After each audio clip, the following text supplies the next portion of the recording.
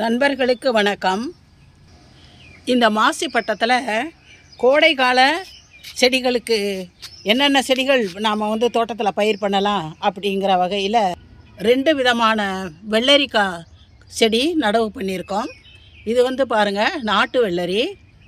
இங்கே நீங்கள் பார்க்குறது பிஞ்சு வெள்ளரி, அமெரிக்கன் வெள்ளரி அப்படின்ற விதை போட்டு இதையும் நல்லா நடவு பண்ணியிருக்கோம். இந்த செடியெல்லாம் கொடி விட ஆரம்பிச்சிருச்சு. இது 2ம் முலாம்பழம் செடிகள். இதெல்லாம் தர்பூசணி செடிகள். இது போக இன்னும் சில செடிகளையும் இப்போ நடவு பண்ணிகிட்ருக்கோம். இது பார்த்திங்கன்னா நெய் மிளகாய் செடி நல்லா வளர்ந்து வந்துக்கிட்டு இருக்குது. தக்காளியில் ஒரு 3 விதமான தக்காளி விதை போட்டிருந்தோம். இது பாருங்கள், நாட்டு தக்காளி. இதை நடவு பண்ணி முடிச்சிட்டோம்.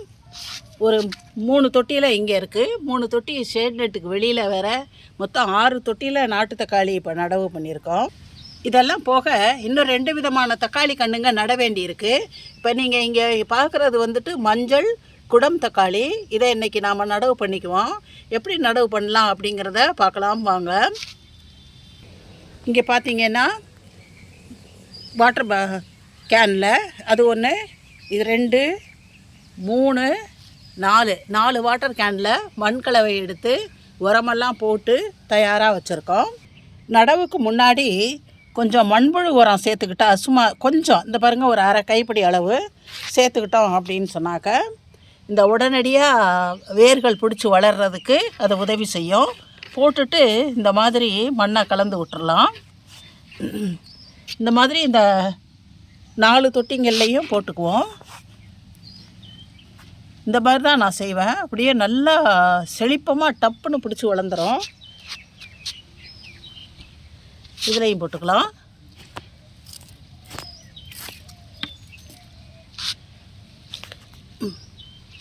இப்போ இந்த தொட்டிலையும் போட்டுக்குவோம். போட்டுக்கிட்டு இப்படி கிண்டி விட்டுறலாம். இந்த மாதிரி நடவு செஞ்சது தான். இங்கே வெண்டைக்காய் செடியெல்லாம் நீங்கள் பார்க்கலாம். ஒவ்வொரு வெண்டைக்காய் செடியும் எவ்வளோ மொத்தமாக இருக்குது பாருங்கள். இது சிகப்பு வெண்டை விதைக்கி விட்ருக்கேன்.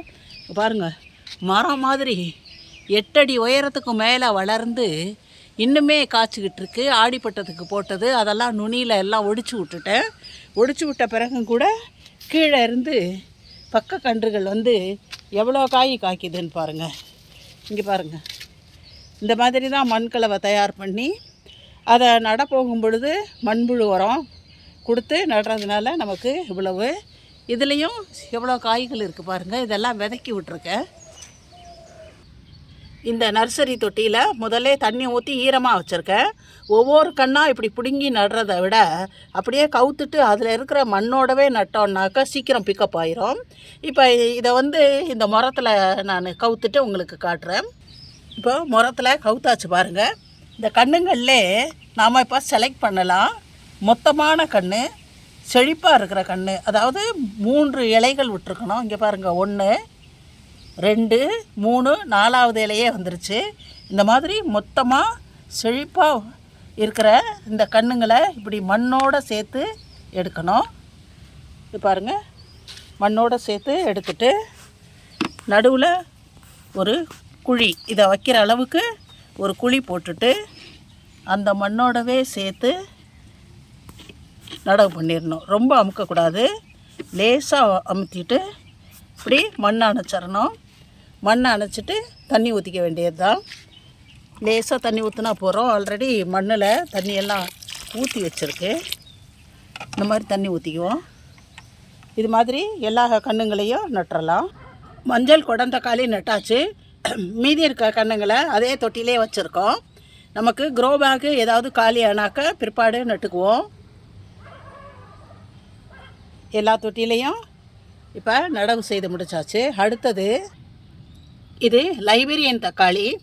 இதை மடிப்பு தக்காளி அப்படின்னு சொல்கிறாங்க.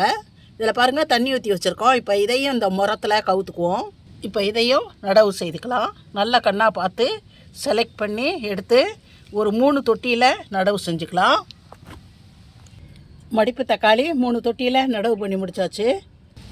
கீரை வகைகளில் பாலக்கீரை போட்டு நல்லா அருமையாக வந்துக்கிட்டு இருக்குது.